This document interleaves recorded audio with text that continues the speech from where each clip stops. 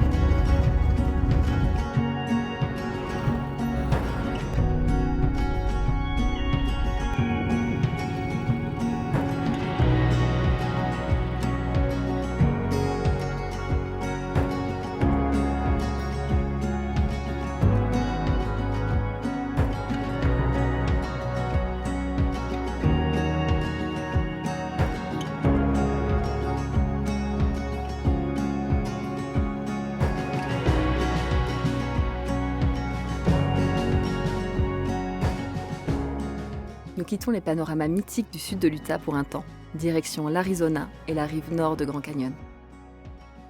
En chemin, le Navarro Bridge, un pont historique de 254 mètres de long, construit en 1929 et aujourd'hui piéton, classé et protégé. À l'époque de sa construction, il était le plus haut pont en acier du monde. Surplombant le Marble Canyon et la Colorado River 142 mètres plus bas, c'est un des 7 ponts seulement qui enjambe le fleuve. Et avant sa construction, il fallait parcourir 1280 km pour traverser la rive. Aujourd'hui, un autre pont plus moderne et large le remplace. Mais on ne peut résister à un petit arrêt pour admirer ce qui est plus ou moins le commencement du Grand Canyon.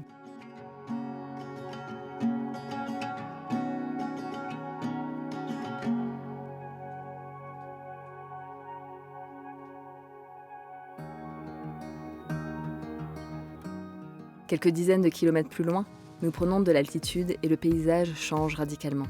Fini les grands déserts, nous voilà au milieu des forêts de pins.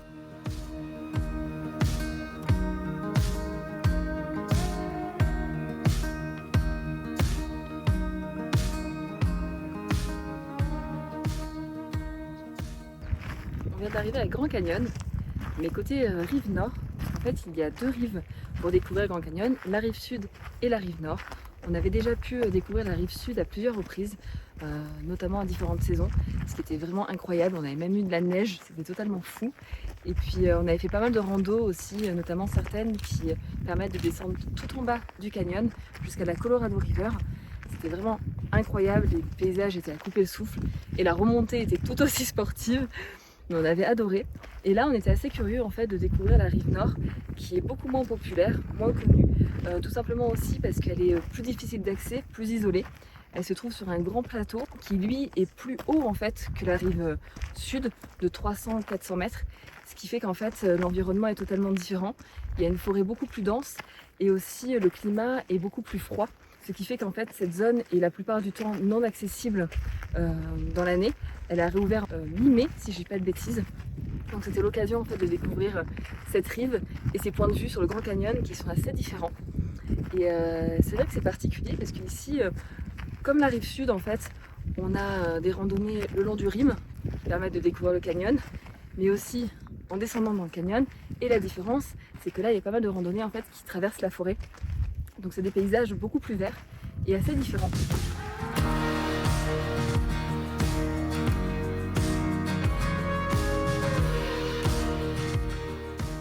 Même si l'on reconnaît bien là le Grand Canyon, nous sommes étonnés de constater que cette rive est différente en bien des points. La lumière, du fait de l'exposition, la végétation, du fait de l'altitude, et les points de vue qui donnent une nouvelle perspective à cette immense zone protégée. Même depuis l'intérieur des lodges historiques du parc, la vue est vertigineuse, surnaturelle.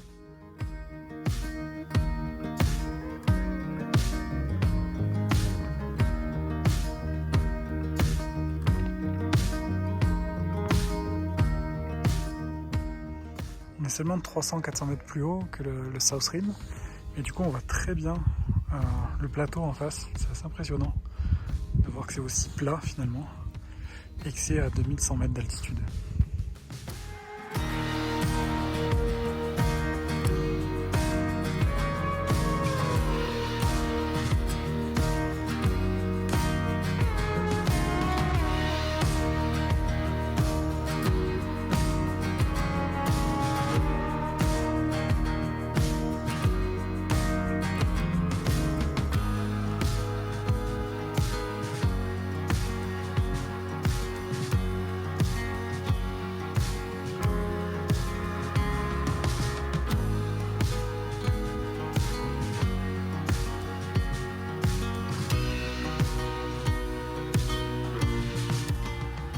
La journée s'achève depuis le Bright Angel Point, un des points de vue les plus spectaculaires pour admirer le coucher du soleil.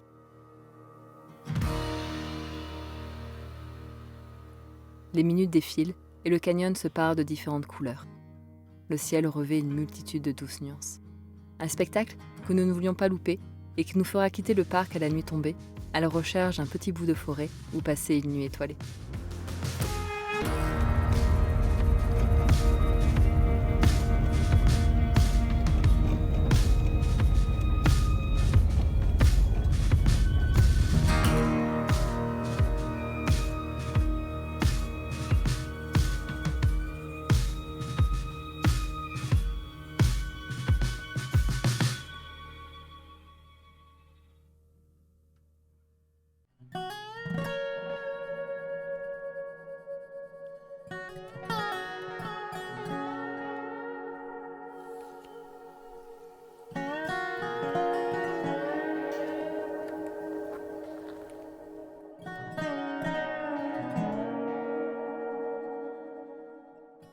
Bon, après un superbe coucher de soleil hier soir, depuis un des points de vue immanquables de cette rive nord de Grand Canyon, on part aujourd'hui pour plusieurs randonnées. Bon, si je dis pas de bêtises, normalement on va aller tout là-bas, au fond sur la pointe. Décidément, de ce côté-ci, marcher sur les sentiers du parc est bien différent. On apprécie d'être à l'ombre des arbres et la légère brise rafraîchissante à cette altitude.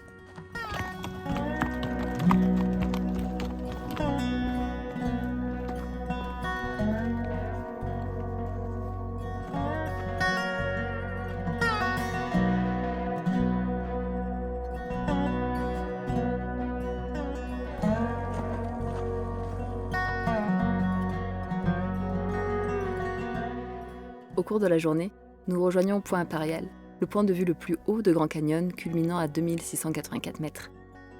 Ici, le fleuve Colorado, qui est à 11 km de distance, n'a pas encore creusé aussi profondément que plus à l'ouest en aval. Il est pourtant plus d'1,5 km plus bas.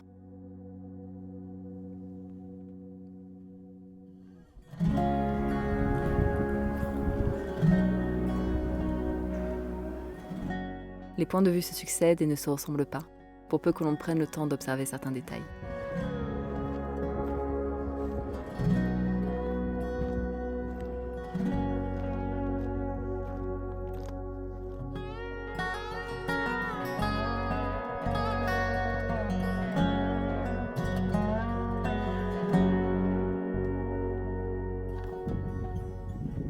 Cape Final est le belvédère le plus à l'est de Grand Canyon, et le panorama à 270 degrés vaut clairement les 6,8 km aller-retour pour s'y rendre.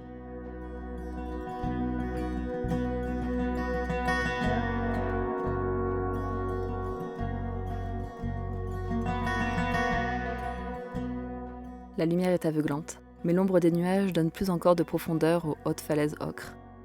Ici, l'horizon semble infiniment sans fin, les distances et hauteurs sont difficiles à définir, la notion d'échelle est chamboulée. Tout paraît loin et près, grand et petit. Un écran géant par lequel on se sent happé et en même temps spectateur, comme si tout ça n'était qu'un immense mirage. Encore une fois, comment avoir la même définition de réalité, normalité, quand on se trouve face à ça ?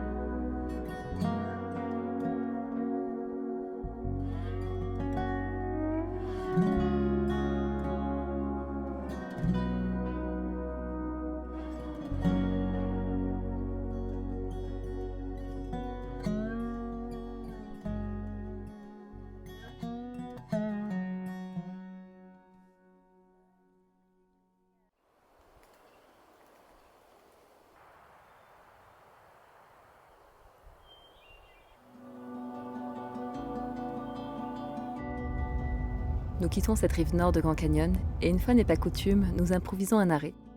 Encore pour une structure métallique, mais verticale cette fois-ci. Il s'agit d'une des très nombreuses tours de guet à incendie que comptent les États-Unis. De là-haut, des vigies veillent pendant plusieurs mois parfois, à l'affût de la moindre fumée. Une chose est sûre, mieux vaut ne pas avoir le vertige.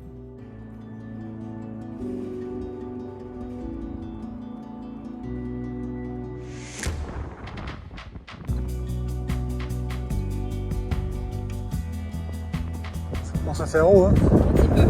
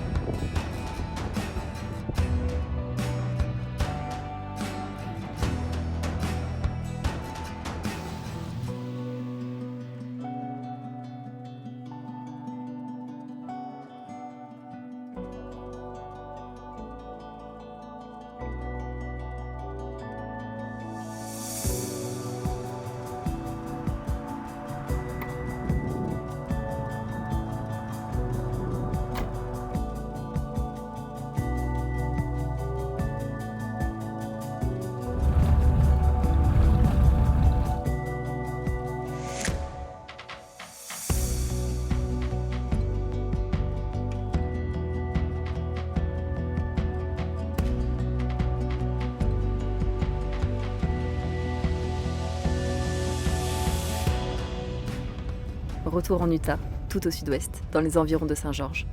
Quand on dit que l'on pourrait passer toute une vie à explorer ce seul état, on exagère à peine. Pour les amateurs de nature et d'outdoor, la région ne manque pas d'attrait. Et les accros de formations rocheuses étonnantes et de phénomènes géologiques particuliers que nous sommes vont une fois encore en prendre plein les yeux.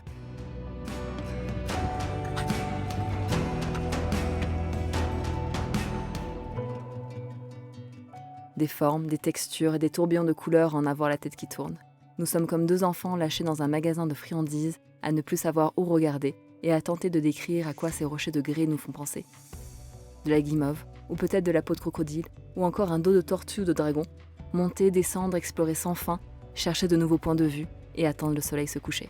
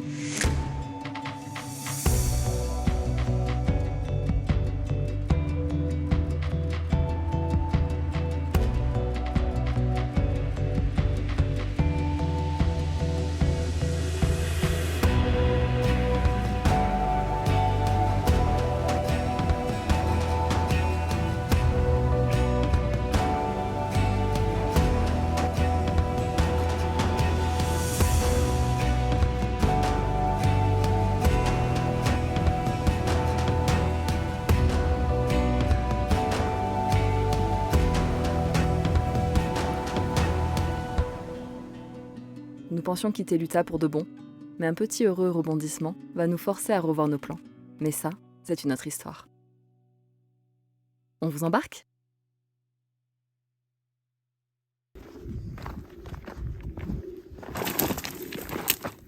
Ça va? Ouais. Je crois qu'il faut que je change mes chaussures, les semelles sont plus très Mais je travaille la flexion-extension là, tu vois. C'est les étirements.